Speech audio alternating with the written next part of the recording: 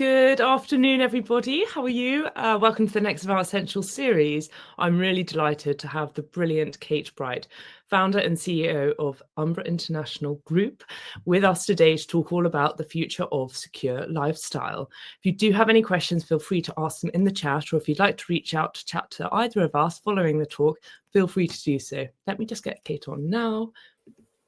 Hello, lovely. Hello, Lottie. How are you? I'm very well. I'm awake. Good. Yes. busy jet set global domination woman. Just a red eye. No, you don't want. Can we just learn a little bit about who you are? Yes, you may. And thank you also. It's such a great thing being part of the Pink Book and meeting other people that are Blue Book, Pink Book, the book. We are loving meeting the other members as well. I think that's been a real highlight. So who am I? I'm Kate Bright, founder of Umbra and CEO. And we are secure lifestyle strategists. So we are a business that's come into the security sector to help our clients navigate it, and our clients, but also our community. So I founded the business on a real mission to make quite a hard to understand at times sector. You say the word security and you get different responses from different people as to what it means for them. So we're trying to make it very relevant, very accessible to a broader community, as well as servicing private clients and family office clients. So yeah, my journey is a squiggly one from working on the client side. Back in the day when we didn't have this terminology, so family offices were not invented when I started working, and now they are. So so I worked in single family office and saw this gap in the market, if you like, and the light bulb moment came for me through having had and keeping an active close protection license, which people often sort of say, okay, so you guys provide bodyguards, which is again a sort of positioning exercise that we're going through at the moment, which yes, we do provide personnel, of which security personnel, of course. But security is so much more than the bodyguards and the what you think it is. So yeah, Well, exactly. You are the demystifier of security, and we're going to touch on actually what that means, because as you say, it's such a broad but also misunderstood area that affects everybody. This isn't even talking about the ultra high net worth who would have a certain level of requirements that you would be able to assist with, but it's for everyday people as well, and anybody, and we'll get onto that community aspect that you are so good at championing. So we've understood. Yeah, and just on that, I mean, the topic, the title today, the future of secure lifestyle, it's deliberate. We don't talk about security. We like to think we've created a new way of talking about an age-old traditional sector that's now had to start to look at ways that it can tool up and embrace a sort of more of a holistic digital and a sort of a pillar approach that we've formulated. But we talk about secure lifestyle because we want to make it relevant to a client, meet them where they're at, what their lifestyle entails, what they need. And as I say, ideally, we get to speak and meet our clients when it's not going wrong. So this idea of proactive, secure lifestyle strategy. So I spend my life trying to explain new service provision in a traditional sector, which, as you know, is the sort of existential life of the founder, right? Yes, but it's also the rewarding bit, because obviously there is a need, and I think we're all a lot more aware of these new threats that are coming into our lives through very different channels, whether it is walking out on the street, or if it's on your phone, or the psychological warfare that we see through the news. It's all these different ways that we need to be protected, which is what you are delivering in this holistic approach. So let's just go back to who do you do it for? So our clients are, we sort of talk in terms of private clients, and I think many people will know that that's a group of individuals that are either high net worth or of a wealth exposure, shall we say, that means that they have, the more wealth you have, the more you have to preserve and protect in financial terms, and not least of which then in sort of bigger picture terms. So our clients very varied in terms of their wealth profile, but also their captains of industry. They are people who have achieved in all sorts of different industries.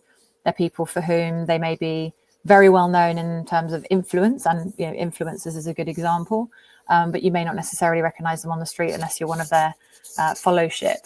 So a really broad range of clients based all over the world. I didn't set this business up and throw the word international on Umbra for just to make it look nice, but we also say globally nomadic. So I think in the context of just having come back from the US, geopolitics has defined just to a certain extent, particularly over the last 5 years, the sorts of clients that we work with. And because of the strategy that we deliver for our clients, we can do it from anywhere.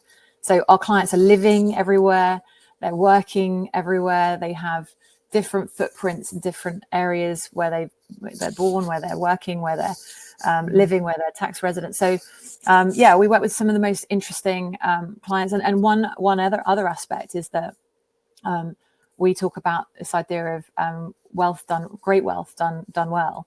And so this idea of, I'm really inspired by some of the clients we work with who, once they have understood what it is to live a secure lifestyle, they are the most incredible philanthropists, the most incredible impact investors. So we like to think we're a small part of the puzzle of enabling them to do what they need to do to make the world a better place. So really interesting array, very, very much, no 2 days are the same, no two clients the same, albeit we try to give a handrail and toolkits and checklists and all that sort of stuff, because the pillars are the same. The risks are, you can map the risks in a very logical way, but every client relationship is very, very, very individual. Yeah, and you mentioned there about pillars. Do you want to just touch on what you've got? 4 pillars that you've identified. We love pillars, don't we, you and I? Love a pillar. Love a pillar. So to your point just now, you think about your physical presence, you think about your digital life. So for us, we expanded out from the physical, so the people, the property, the places that you visit, and the digital. So the sort of your online life, your devices, the things that we have as a life that we didn't have 20, even 10 years ago, as a sort of quantum of risk.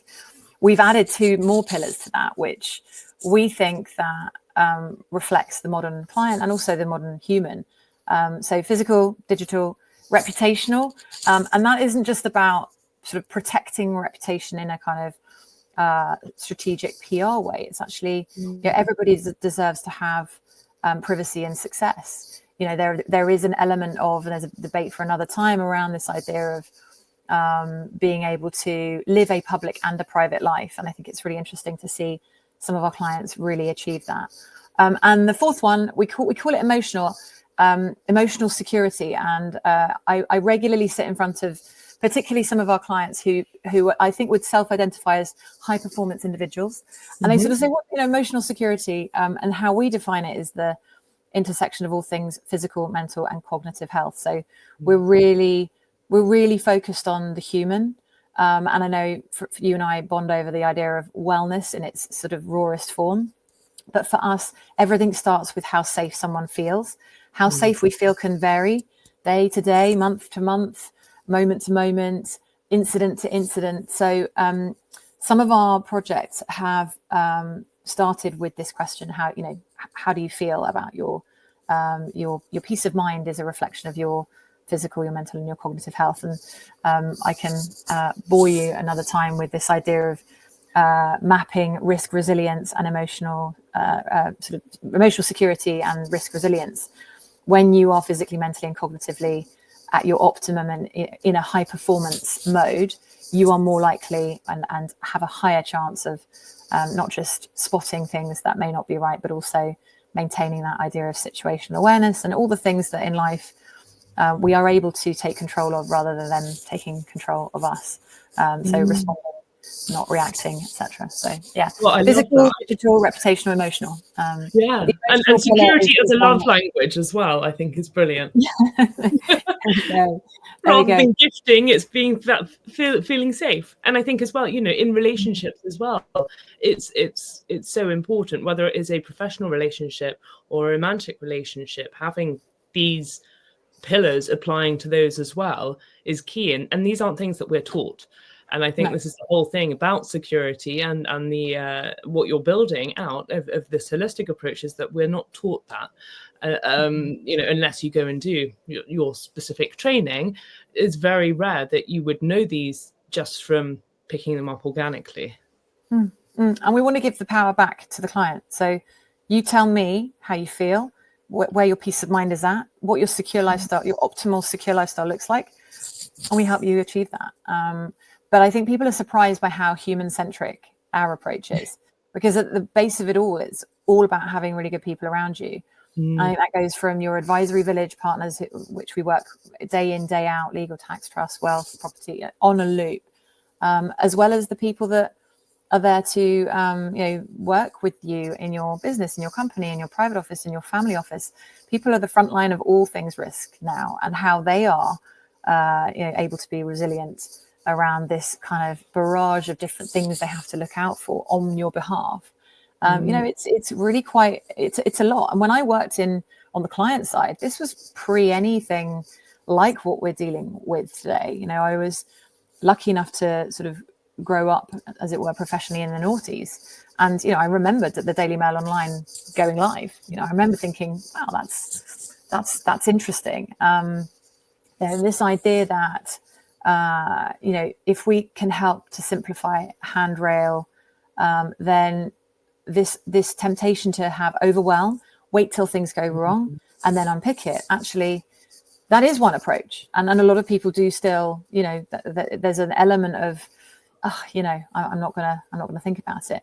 But the more we position ourselves as a sort of insurance assurance service, you don't have your home insurance policy come up for renewal in a year period and go, oh, I didn't have a burglary, so I'm not going to renew it because we didn't have a burglary.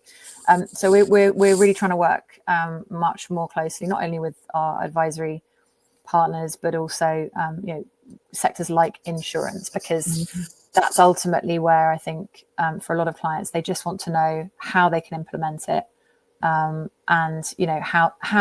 how simply and how cost effective, elegant and seamless secure lifestyle strategy can be, and how much of it is within your own power. We're sitting at the same side of the table as our clients. We're not telling them. A bit like, again, I trying not to relate it to finance, because it's a bit trite. Someone like yourself, but it is, it's that sort of, you can tell a client where their risk appetite should be, but ultimately, everybody is different, and people change as well. And I think that's the great thing about the relationships that you can build with the people that we work with, is that you can grow with them, grow with the generations. Most people are more concerned about the generations that are coming through than they are about themselves, which is also a really, another interesting human error.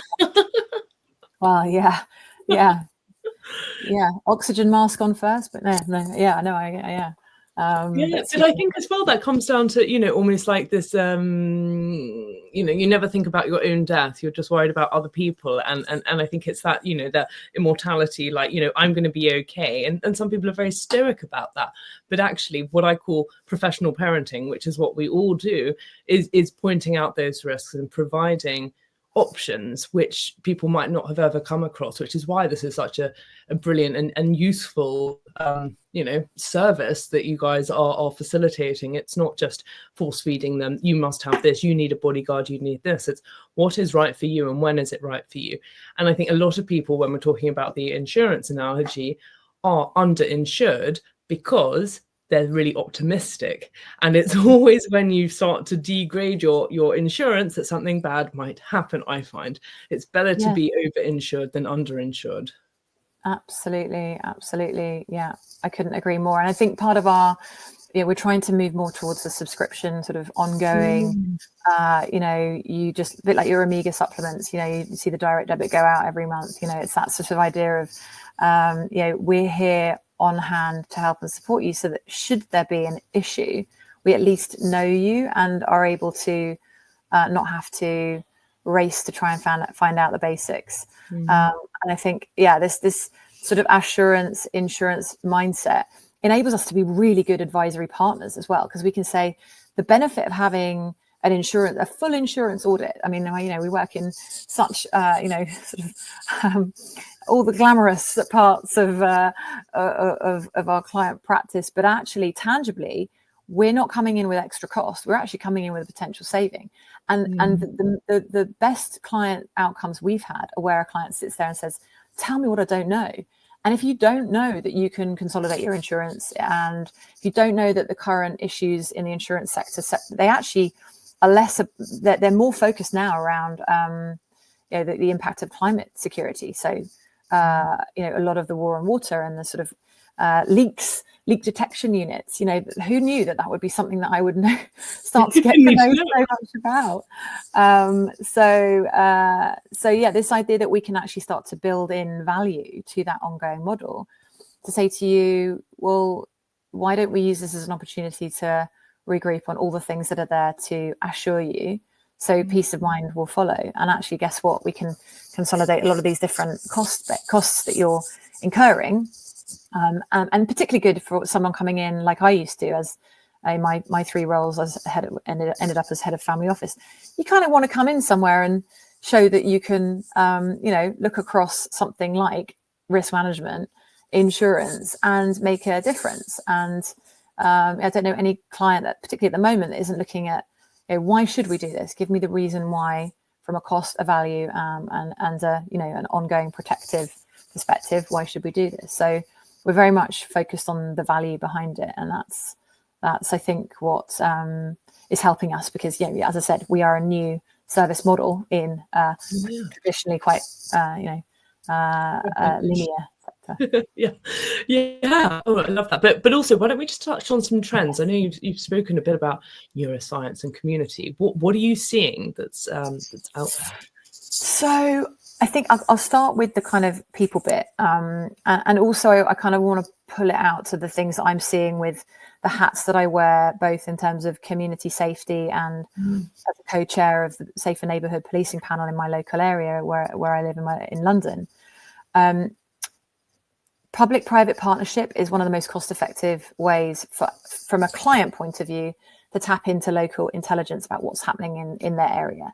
So it's sort of like neighbourhood watch on crack for clients for whom, particularly if they have people in their residence, in their home, that are there to work with them. Actually having them plugged into local resources is just such a super smart way to know what's going on, to meet your neighbours, to know your community better. So I'm really going to start talking more about this idea of public-private partnership. I think it's something that certainly in the public sector terms, resources are where they are. They're not getting bigger. Therefore, as the private security sector expands exponentially, I mean, the figures are only going one way. This idea of protectionism, I hope, and I'm seeing the green shoots of it being much more around how can we add to the public safety setup. We are not able to ring necessarily our local neighbourhood policing team and say, you've had a burglary. Most people who've had an experience of crime against them or person or a burglary or a theft will have some kind of story about, response times, etc. Ironically, I think it's even more easy to map crime now because people have the ability to actually report it. And one of the things I always say, regardless of client or whoever I'm talking to, if something happens to you, go online and ring, map it. Because if you're not mapping it, then the police can't allocate resources to it. And that's anywhere in the world where you are. What do you mean by mapping it? So if you have your watch stolen in Mayfair and you don't actually register that as a crime. Oh, got you. Yeah. Police don't know it's happened. And if 10 people have that happen, and then we all start talking about watches being stolen in Mayfair, it's being able to map it so that then police can actually put resource to it, as opposed to what I've seen, which is a sort of a tendency to over-report crime. That's quite a controversial position that I've taken on that. And again, only because I sit on my local neighbourhood policing panel, we have the ability to actually report crime. And we didn't necessarily have that, particularly online, as I say, even 10, 15, 20 years ago. So that's the sort of the first thing I think, watch the space. If you're not part of your local neighbourhood policing, if you're not part of your local neighbourhood group, everyone's on a street WhatsApp group now or block WhatsApp group. It's such a great way. You mute it. but just be on it, because I think we all have to take a bit of responsibility. And I think that's going to be the next sort of phase of the growth in our sector, is we're going to have to be much more about, a community focus. I mentioned about the emotional security pillar. I normally talk about it, particularly to high performing clients, of which we have a number, in terms of high performance health and safety. And I think this is something that as a sector we've seen since the pandemic, even from a granular point of view, a lot of security personnel, from close protection and the sort of the bodyguard term, all the way through to security and man guarding, as we would have seen them in our local Sainsbury's or out and about protecting us in public. That role encompassed a lot more of the health aspect. Are people wearing masks? Temperature checking, if we can remember back to that horrific, it seems like a million years ago. But I think that certainly from the network and the sort of the global network of operators, that really underscored the sector as being one that was able to mobilize in a crisis response, health and safety being at the forefront of not just protection, actually how we feel as a community. It defines to a certain extent how safe we all are collectively. So that distilled down to our clients. We are less likely to work on or help our clients to navigate to the best in class travel risk management apps and services when we know that they have not checked for underlying health conditions. So again, back to my proactive point, if you're a sort of high profile, high net worth family planning a multi-generational holiday to a far off distant place, it's really wise, unless you want to spend loads of money on travel security and also the insurance that sits behind it. Who is that person that's prepared to say have the whole family had medical screening? Have we mapped out where the health facilities are in the event of something happening, and have we got the right partners on board to deliver that? So I think this idea of health is going to be something that certainly for us, it's a conversation that we mostly have at the start of every onboarding, particularly. And almost our model has flipped now. So instead of starting to talk about physical security, which you'd think is the natural place to start, it's like, as I say, we start with that piece. And I think from there, my own personal journey through the discovery of brain performance and brain optimization, I sort of went into that kind of, you hit 40, you get an Oura ring, suddenly you're in a hyperbaric oxygen chamber, then you're following all the sort of Tim biohackers and all the sort of people on Instagram. But out of the other side of that has been a real light bulb moment in all of the things that we're seeing now around brain health and brain performance. And we both know Natalia Ramsden from Sophos. I think she has really inspired me to dig much deeper into my own brain optimization, because if I can be 1% better every day, then I can be a better leader of the business and also looking out for our clients. But then if we can inspire our clients to start thinking about very simple things they can do to actually, on that feel safe, be safe note, a lot of it starts with our perception of risk. And so if we can look at this idea of neuroscience, which I've fallen into a massive hole of, I'm going to be doing some neurofeedback, which is where you sort of map your brain's responses to certain triggers and responses, and then you have a personalized prescription from it, which is it's all very kind of very new, but I think it responds to a lot of our, as I say, high performance clients want to know what do I not know? And one person's insurance audit is what they don't know. Another person's brain health optimization is actually going to enable them to sell that business or take over that family empire, or be able to pull through that's very tricky divorce and.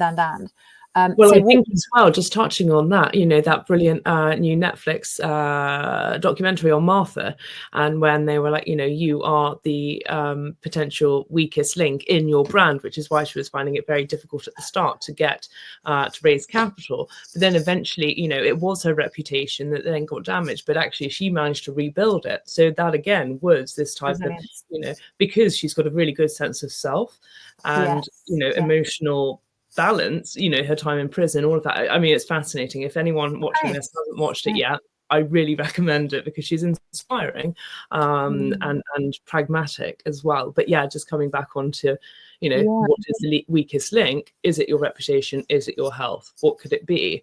It's fascinating. And I think I'd build on that and say, when you are sort of developing and flexing your this muscle that we're only discovering haven't even sort of touched the surface, without going too deep on it. But again, when we see our clients get into their raison d'etre, their ikigai, their purpose, whatever you want to call it, a lot of times that's because they've been able to really tap into that, whatever high performance means to them, wherever they are at that particular moment. And one of the things I'm most proud of as a business is we're trying to help our clients who say, great, Kate, it sounds amazing, but how do I access this? Actually, it's a lot of it is low, no cost stuff that you can add into your daily life. And so it's quite interesting that we're having these kind of conversations, and we are actually in the process of looking at having it more formally kind of academically based, because there are loads of studies around feeling safe, risk resilience, self-regulation theory is one rabbit hole that I'm in at the moment, and getting some sort of proprietary sort of research on it. But there's loads of stuff that I can send anyone that's interested in that particular element, because again, this idea of democratizing what it is to feel safe, it's within all of us.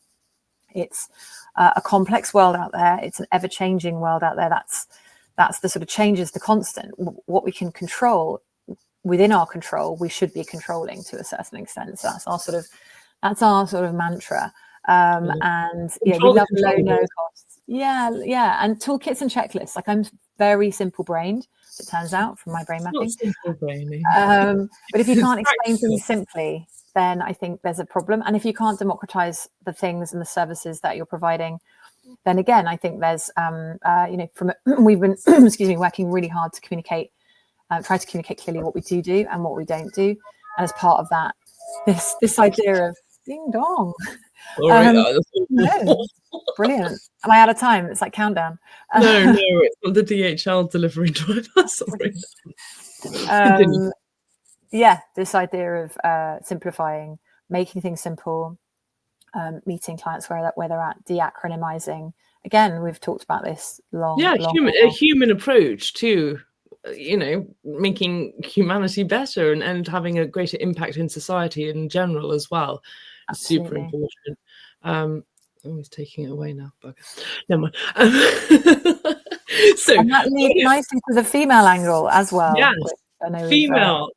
Because as we all know as well, who knows what's going to happen in America? So I think there's a lot of talk about, women's rights and women's security. But why don't we have from your perspective, what's the women lens of resilience look like? So, I guess I go to the first thing a lot of people say to me is, you must have a lot of female clients. We do, but 60% of our client base is actually male. And as the sort of female figurehead of the business, I don't know how that, I don't spend too much time thinking about it, other than the fact that our approach is so different and so collaborative and collegiate across the entire global sector, that I think, we come in a very sort of we come bearing great gifts for everybody, not least of which for our clients to be able to navigate. The female clients we've worked with, I think we've got two things happening. So we've got the great wealth transfer happening at the moment, and then as a result of that, as you speak to frequently, this idea of wealth and women living longer, therefore wealth being in the hands of more women. And I don't know where we're at with that transfer and to that sort of 70% in the X period of time. I forget all the statistics. I don't know all of those stats. They just I don't know. Yeah. but I think the interesting thing is that we've had the most challenge from our female clients about this idea of proportionality. Tell me what I need to know. How do I protect the younger generations? This sort of very if we can't explain things in a very sort of pragmatic way, cost, risk, reward, then we actually have a lot of very high performing female clients who are coming into they're selling their own businesses. So we've sort of seen over the course of the 10 years of when I sort of had the first light bulb moment, I think we've had a seismic shift in what it is to own wealth, be custodian of wealth, and protect your lifestyle. And so I think to the theme of today, I think we are a business that has really reflected on that and tried to communicate to whatever the gender a way that meets somebody where they're at. But I think it's going to be very interesting to see how that plays out. We're seeing less of our female clients as the weaker financial party. What does that mean for feeling safe? Some of the ways that we express a sort of a metric, maybe it's a percentage of your yearly income or your net worth allocated to your secure lifestyle. These are things that have been as a direct result of the proactive conversations with some of our female clients. And it's just a fact that we've had a lot more proactive conversations with them. So I think it's interesting. Obviously we're a business that's founded by a woman and a woman as a CEO for the moment. So yeah, I think there's a really interesting time ahead geopolitically. The role of women, I think we're seeing some really interesting shifts in representation in the sort of macro.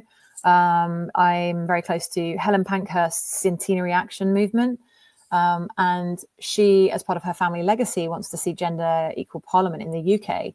And we had a big swing to female candidates this election, but will they stand for election again when they've seen the reality of what it is to be in the public eye? So there's a real nice sort of crosscut there with how safe a man or a woman feels in today's world, the ease with which you can be, struck down, cancelled, opinions that can be formed, the risks that you face when you have an opinion taken out of context, misinformation. I think this is something where we need to encourage true representation. Geopolitics is going to be where then we see protectionism. We're already seeing some of that play out in defense budgets and things like that. And what's that got to do with security? Well, it's all about that outward-looking protection that then for sure starts to trickle down into national security, and then down from there, how safe is a country? And I think a lot of our clients, male and female, are thinking about where to live, where is safe, what areas of the world. And I think it's going to be a really interesting time, not least of which for my fellow colleagues in the UK, to see UK resident clients where they're feeling, because it's all a feeling. People will live, and I now use the term homestead a lot, which India Woolridge will kill me. I know, yeah, she's like, it's really old school, but I heard it used recently as a where we all go when we want to feel safe, like where we go when we convene with our family of choice or family. And I think that's going to be the most interesting trend to watch in our sector is where is the homestead? Where is that place where you invest in your secure lifestyle the most? And I think we're starting to see that. We've just announced a partnership with Premier, who provides technical solutions for large-scale properties. Yeah. Don't worry, he's back. God, there's another one. But yeah, I think we're going to see a real focus on, the home is the heart, and that can be in multiple locations. But I think sometimes when we have these big macro shifts, I think it goes back down to this idea of controlling the controllables and the individual action and the things we can do, because it all gets a bit depressing otherwise. But there are things we can do, and some of the things that I talk about and advocate for, particularly when I'm talking to university students and schools, is do some first aid training. Whoever you are, however important you are, do some bystander training, do some situational awareness training. Not with us, come to us, I can signpost you.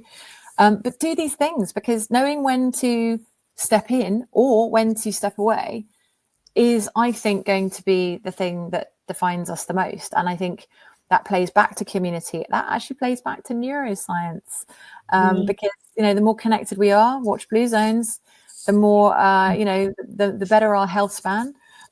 So yeah, I think there's a lot of different crosscuts, but I think let's keep it simple, as is our mantra. There's things you can do today to have a real tangible impact on how safe you feel, and from there building a really proportionate approach to who you are, where you are, and where that sort of that hearth, that homestead is. But also I love, you know, the teaching the younger generations, because I think a lot of that sort of safety stuff I actually learned at Brownies, and I don't know if many kids go to Brownies anymore, but things like that, Brownies, Cub Scouts, all of these little life skills that you don't get at school. And it's a brilliant little, you know, we did CPR training, and you're like, what's this horrible dummy? What's it, Annie? Resusci Annie. So, you know, you'd have things like that where you're like, I'm never going to use this. But because you've learned it so young, it sticks with you. And so you're going to have a general gist of, okay, you pump this many times or something like that. And it's just those simple little things that you pick up, whether it is through school or Brownies or something where you might be able to signpost to. But health, safety, community, health and safety, you know, taking it from a high-vis jacket, health and safety, clipboard, to a, you know, what can we all do? And I don't, you know, I say this to my, you know, whichever kind of client, whichever kind of person who comes to me to talk about, you know, things they can do right then, right there in the moment. Sometimes it is about the things that we can do, and that idea of the sort of selflessness, even things like mental health first aid training. And by the way, all of these things should be something within an organization, should be provided, and has such a benefit on the individual. My mental health first aid training taught me more about what to look out for in myself than that sounds really selfish, but you know, it's about being a good colleague and a good human. But also it starts with individual action. So I'm, as you can tell, very sort of you know, passionate about the fact that a lot of what we do is simply giving that power back to people who quite rightly look at what's happening in the wider picture and feel like they don't have a voice, or they don't have a place, and you absolutely do. And I think the coincidence of a lot more of our granular sort of recruitment side, the skills that are being asked, particularly the security personnel, sitting more not just around first aid skills, but all the way to like pretty much paramedic. You know, that's really interesting to see that people are wanting to make sure that they are planning and preparing, and have that sort of that peace of mind, and take that proactive step to make sure they have that. So well, as we come to a close, could you just share 3 top tips for what you could do to feel safer today for anybody watching? Some 3 little top tips. 3 top tips. So I'll go back to front then. Emotional security. So I'd say so we're a massive fan of Calm, the app, as a business. We know the founder, Michael Acton Smith. He's an absolute hero. I actually use the Breathe app as well. Self-regulation theory, again, I'll happily send my emotional security toolkit to anyone that wants. It's all listed in there, but actually being able to regulate your own responses and have a sort of a toolkit for just general sort of resilience, I think is a really good one. More granular, I've said, you know, 4 bits, I think, of training that are very easy to sort of access. I mean, bystander training, by the way, L'Oreal has an amazing online free version of the bystander training. L'Oreal, click and watch. L'Oreal's funded it. Yeah, they sponsored. Wow. So we put L'Oreal by, again, it's in our Secure Lifestyle toolkit. Great. One thing that, as old school as I am, I remember the old school press cuttings. The kind of like today version of that is the humble Google keyword alert. I have myself, the business, anyone I love and care about, as well as my clients. Of course, we care about our clients. So that, you know, just a little bit of kind of forewarned is forearmed, so you can sort of see, you know, if you're mentioned, you can get sort of one step ahead. And I think I hate saying VPNs and password managers, but I think sometimes the oldies are the goodies. And actually the things that we can do to control our online. A lot of people say, oh, you know, I'm not really concerned about, you know, why would my information be so interesting? Actually, it's the privacy of not having your data sold, and the exposure that comes with that. So I think a good password protocol, and also using a VPN, I think are 2 things that you know, are just really easy, quick wins. And again, there are free ones that I would recommend a little bit of investment in a VPN, but certainly password management. So I think, yeah, but between that, they're all on the Secure Lifestyle Toolkit. But yeah, you can do so much right now today to take back control. And yeah, happy to signpost anyone that needs any help. That is amazing. Thank you so much, Kate. Thanks to everybody who's tuned in. And if you do have any questions, I don't know if Kate's got any final closing words or anything that you'd like to say before we go. Me and the team, we're a team of really high performance specialists in class, and as I say, we have an amazing community of global specialists. So no problem is too big or too small. People sometimes think that you have to be sort of asking for 10 bodyguards to hire on a instant basis, but actually we love hearing from people as to what they need and what's helped them. We're on Instagram, particularly, very unusual for our sector. We get a lot of inbound from there. So yeah, please connect to us, share with us, we'll share with you. And yeah, let's create a ripple effect with the Juris Society community. Yeah, I love that. Well, thank you so much, Kate, for sharing all of your wisdom. We champion what you do incredibly. Thank you so much for being part of this. And to everybody else, if you're watching on a replay as well, do get in contact if you'd like to learn any more. So yeah, thanks all so much. And thank you, Kate. And see you later. Thank you for having me. Thank you. Bye-bye.